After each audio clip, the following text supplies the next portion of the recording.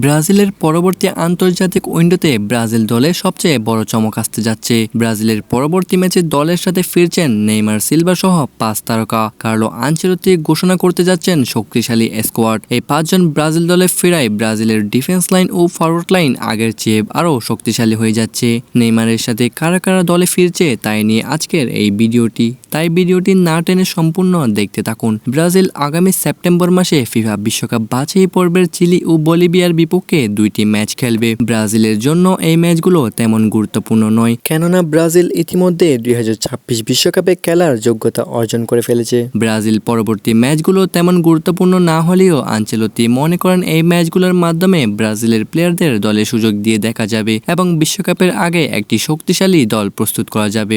Ancelotti ব্রাজিলের coach হওয়ার পর থেকে ম্যাচের আগে প্রস্তুতি নেওয়ার জন্য তেমন কোনো সময় পাই নাই, তাই তিনি বলেন এই ম্যাচগুলো গুরুত্বপূর্ণ এবং এই ম্যাচগুলোর মাধ্যমে আমি ব্রাজিল দলকে বিশ্বকাপের জন্য শক্তিশালী করে প্রস্তুত করব।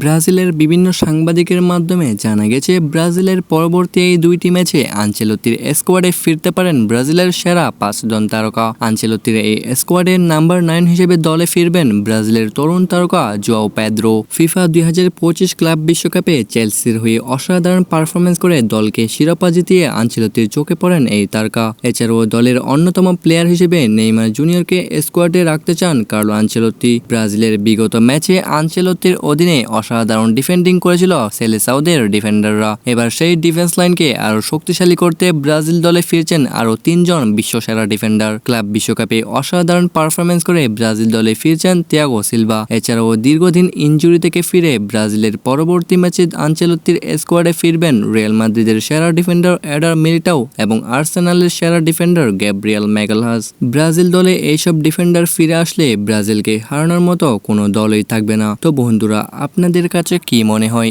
এই 5 জন ব্রাজিল দলে ফিরলে কি ভালো হবে এবং আপনি আর কাকে কাকে ব্রাজিল দলে চান তা কমেন্টের মাধ্যমে জানিয়ে দিন। আর আপনি যদি নেইমার ও ব্রাজিলের ফ্যান হয়ে থাকেন তাহলে চ্যানেলটিকে এক্ষুনি সাবস্ক্রাইব করে রাখুন।